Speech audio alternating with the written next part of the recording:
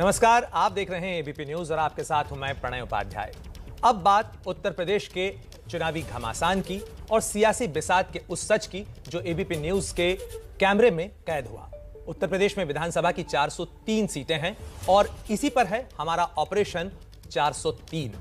राज्य में पहले दौर की वोटिंग में महज 6 दिन का वक्त रह गया है। क्या है वो मुद्दे जो उत्तर प्रदेश में भारी पड़ रहे हैं? खुफिया कैमरों पर हमने उत्तर प्रदेश की ग्राउंड रिपोर्ट तैयार की है। हमने इस ऑपरेशन के जरिए छिपे कैमरे का सहारा जरूर लिया है, लेकिन हम न तो वोटरों की पहचान बता रहे हैं और न ही ऐसा कुछ दिखाने जा रहे हैं जो चुनाव आयोग के दिशा निर्देशों से अलग है। हमने अपने इस शो के लिए चुनाव आयोग की गाइडलाइंस का पूरी तरह से पालन किया है और इस सीरीज का पहला एपिसोड मुजफ्फरनगर सीट से है। आप भी देखिए ये स्पेशल रिपोर्ट।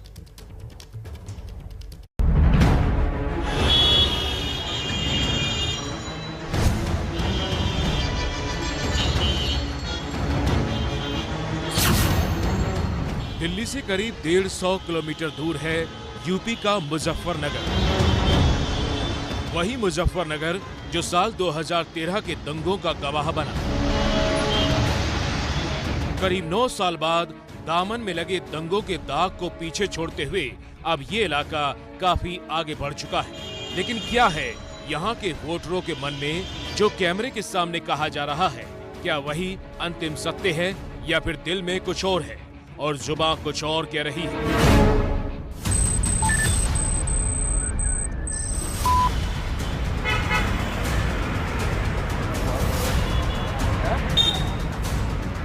एबीपी न्यूज के अंडरकवर रिपोर्टर मुजफ्फरनगर में वोटरों का मन टटोलने के लिए निकले। जनता से ली गई राय बिना पक्षपात, बिना डर और बिना झिझक के हो, इसे तय करने के लिए हमने छिपे कैमरे का सहारा लिया।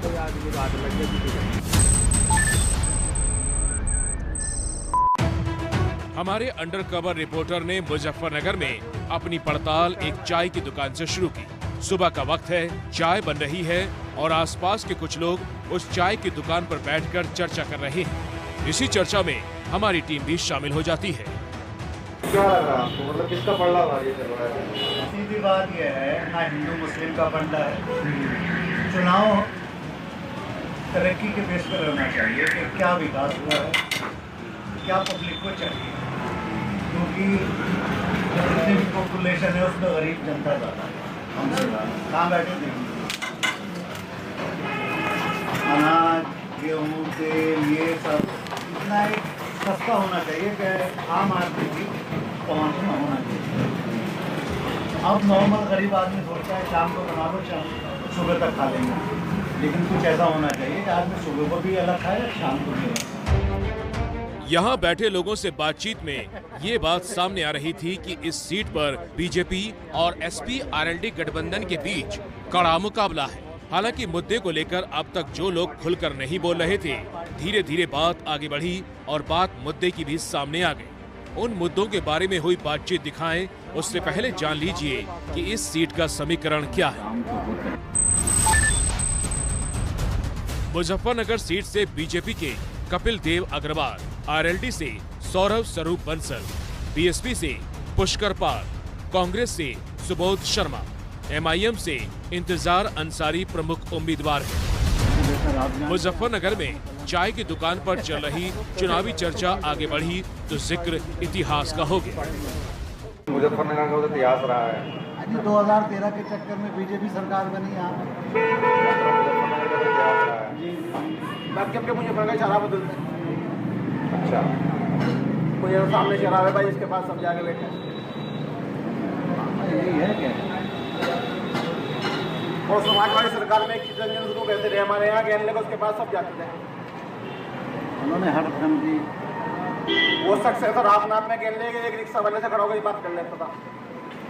जमीनी स्तर के नेता थे, जमीनी स्तर के नेता थे। खुद मेरे सामने की बात है, सुबह दुकान पे खा लीजिए, जब इस साथ बैठे थे दोस्ते जमा थे। एक रेड़े वालों का भाई थी, नवाब होगा भाई, अंदर बैठ के चाय, अरे मिठाई का डब्बा ला के दो। उसने कहा जी मेरा नाम क्या जानते हो? कहते थे कलम नाम कहते हैं। वहाँ देखा था गरीब आदमी है। तो कैंडिडेट ऐसा होना चाहिए जो सबको मदद करे। कैंडिडेट तो चुने गए, आप कैंडिडेट कोई भी नहीं चाहते हैं। मेरे को अपनी सोच है कि भाई सबकी साथ ये विकास के नाम की राजनीति हो, ना कि धर्म के नाम, और महंगाई पे करें। और कोई यही चाहता है। अमीर आदमी भी यही चाहता है भाई, उसका बजट बिगड़ जाता है। मिडिल क्लास का भी यही चाहता है, और जो गरीब है वो सोचता है चलो 200 कमा लिया, 20 बच्चों में चलो खाने का भी हो गया और अपना भी कुछ भी हो गया। मेरी तो मुझे दिखता है यार 200 में तो खाली खाना खाना ही बनना है। आपके बारे में फिलहाल कारोबार की स्थिति क्या है?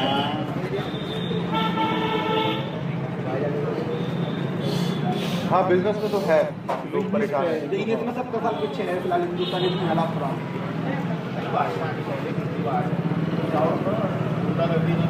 2 साल से इस कोरोना ने जो मारा है, हाँ, उसका अलग। पहले नोटबंदी ने मारा, कोरोना ने मारा।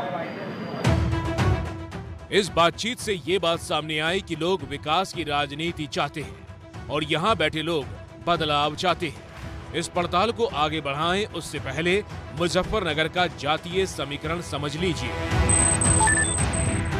मुजफ्फरनगर जिले की आबादी लगभग 25 लाख है, जिनमें से लगभग 42% मुसलमान हैं। मुजफ्फरनगर सीट पर करीब 1.25 लाख मुस्लिम वोटर हैं। यहाँ दूसरे नंबर पर वैश्य हैं जो 70,000 हैं।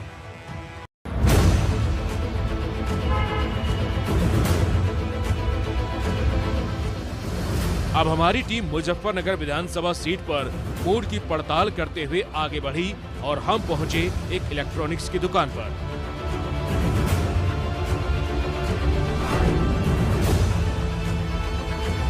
यहां हम दर्शकों को बता दें कि एबीपी न्यूज वोटरों की निजता का पूरा सम्मान करता है और हम चुनाव आयोग के दिशा निर्देशों का बखूबी पालन करते हैं, लिहाजा वोटरों की पहचान नहीं बता रहे। कोई पहचान जाहिर ना हो इसलिए हमने चेहरे को छिपा दिया और कैमरे में हिलती डुलती ये तस्वीरें इसलिए हैं क्योंकि बातचीत खुफिया कैमरे में रिकॉर्ड हो रही है और यहाँ इस दुकान पर खुफिया कैमरे में जो बातचीत रिकॉर्ड हुई उसके मुताबिक यहाँ मुद्दा सिर्फ हिंदू मुसलमान है।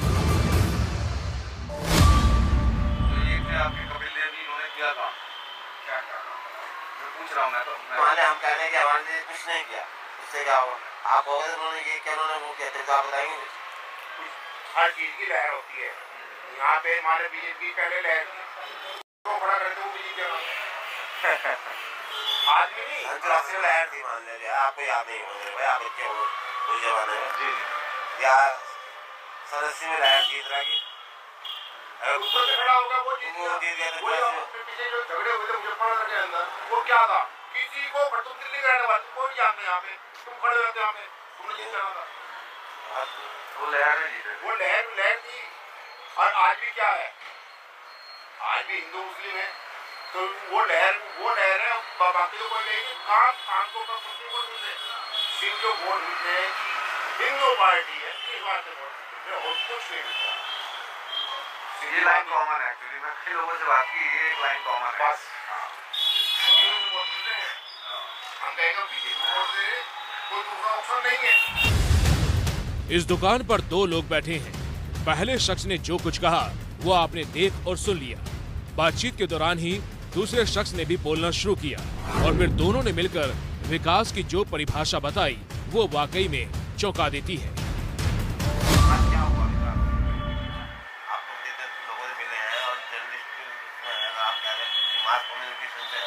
विकास क्या हुआ? कोई मतलब यहाँ के व्यापारियों का एक जनरल विकास कर जा रहे हैं आपसे। ये बेवकूफों को ये अपनी सड़कें बना दी हैं, पहले 4 घंटे लगते थे, तुम 2 घंटे पहुँच जाते हो। 200 रुपये हमने टोल टैक्स दे दे तो सड़क तुम हड़ताल जाओ, 250 में लगेंगे टोल के। सहारनपुर चले जाओ, लगेंगे 400 रुपये। तुमने सारा खाना 100 रुपये में खा लो। तुमने कहा आज देखो कितनी अच्छा खाना खाया मैंने, बहुत साफ सुथरा था। जब तुम 600 रुपये दे के आए हो साफ सुथरा, तो वो खुआएगा तुम्हें। ये कहना कि हमने सड़कें बना दिया, ये बना दिया, इसके अलावा विकास क्या हुआ? आज तक सड़कें बनाई, पैसे ले रहे हो। इन दोनों शख्स की बातों से यही लगता है कि विकास जमीन पर कोई मुद्दा नहीं है और फाइनली हमने जब कहा कि मुद्दा हिंदू मुसलमान है तो दोनों ने हामी भर दी। आप कहीं जाने मिले नहीं है, कम्युनिकेशन से आप बिलोंग कर रहे हैं, तो आपको नहीं विकास क्या होगा उसको बताएंगे आप जी। हम किसी और को समझा रहे हैं अभी तो आप पहले रहे लेकिन एक बात कॉमन निकली, हिंदू मुस्लिम वाली बात वो कॉमन है यहाँ से कॉमन है। वो क्या है यहाँ पे वो मुद्दा ही नहीं है कोई इनके पास, और कोई मुद्दा नहीं है, यही मुद्दा है बस। वे खा जाएंगे तुम्हें, कौन खा जाएगा हमारे हम दो है आप ही दोनों, यही बात आपने किसकी हो और आपको खाते आपको फोटो है बिल्कुल आपका साथ आपने मिल रहे आप ये पढ़ रहे आप एक रह गए हम दो रह गए क्या होगा जेंट क्या निकलेगा हम दो आपको तो आवाज हो गया नहीं तो आवाज हो जाए और जब आते आते चार वोट तुम्हारे साथ तुम्हारे ये है वो कमी हमारे अंदर है, दूसरे अंदर में कमी नहीं। एबीपी न्यूज के अंडर कवर रिपोर्टर और उनकी टीम को पड़ताल में ये बात साफ साफ दिखने लगी थी कि मुजफ्फरनगर की जमीन से 8 साल बीतने के बाद भी दंगों का दबदबा कम नहीं हुआ। अब हमारी टीम एक और दुकान पर पहुंची जहां खेती बाड़ी से जुड़ा सामान बिकता है। मतलब गांव के लोगों से इस दुकान वाले का सीधा रिश्ता होगा। हमने जब बात शुरू की तो सीधे मुद्दे पर आए, सवाल पूछा कि माहौल क्या बन रहा है।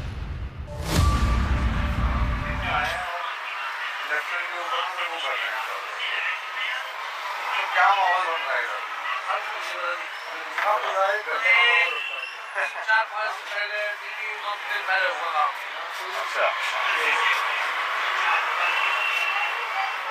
अभी किसका पड़ला भारी है कुछ नहीं पता।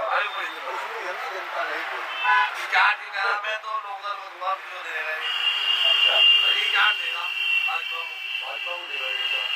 अच्छा तो क्या सुना आपने, दुकानदार कह रहा है कि जो जाट अभी आरएलडी की बात कह रहे हैं उनका वोट भी भाजपा यानी बीजेपी को जाएगा। अभी ये बातचीत और दिलचस्प है। हमारे अंडर कवर रिपोर्टर ने अगला सवाल ये पूछा कि सुनने में आ रहा है कि समाजवादी पार्टी अच्छा कर रही है। जवाब आप खुद देख लीजिए और सुन लीजिए। समाजवादी पार्टी का सुनने में आ रही असल में यहाँ पर क्या वही हिंदू मुस्लिम होना है, हिंदू मुस्लिम होता है हमेशा यही होता है।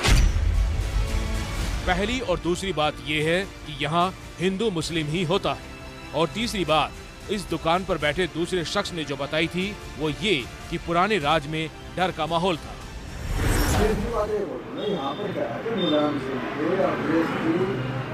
जो राज के आदमी ये जब इसकी सरहद में गाड़ी आती है ना पुलिस की बाहर वाले एक्सीडेंट में कार रखकर जाते कहने का मुझे अपना कराया बम्बई में इतना डर था उस डर को बुलाया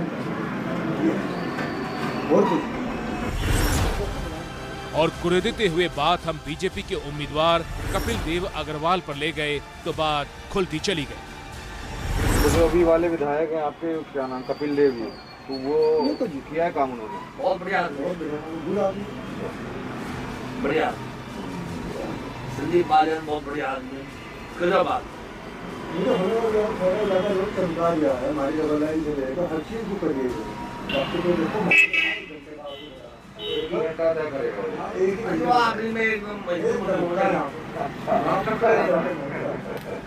यहाँ लोग बड़े दुखी थे, जैसे टक्कर लगे ना तो यहाँ बहुत बुरा हाल हो जाता। आज टक्कर लग जाओ, चोट लग जाओ, किसी सर पड़ जाओ, कोई सुनवाई नहीं। बुरा हाल था,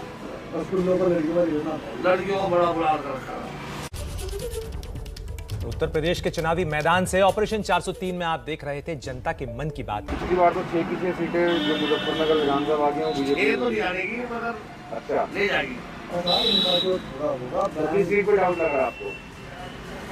जैसे तुम्हारी हो गई 11 की तो बिगड़ जाएगी। अच्छा जाट टूटेगा वो भी 11 में एक तरफ 30% चला भी जाएगा तो 30% ही मिल जाओ जाट। किसान आंदोलन से कुछ फर्क पड़ेगा? बहुत फर्क पड़ेगा। फोटो पड़ा होता फोटो पड़ा मगर फिर भी भाजपा आवेंगे। इस बातचीत को अगर पश्चिम की हवा का पैमाना माने तो जाट वोटरों में बंटवारा साफ दिख रहा है, लेकिन बाकी हिंदू वोट बीजेपी के साथ है।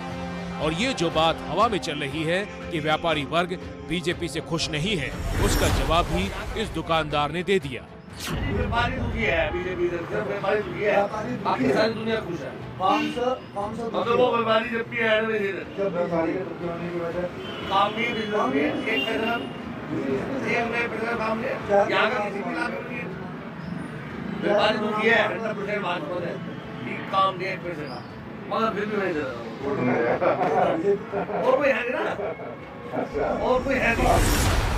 ऑपरेशन वोटर के जरिए हमने मुजफ्फरनगर की वो असली तस्वीर दिखाने की कोशिश की है जो तस्वीर कैमरे के सामने शायद आप देख नहीं पाते।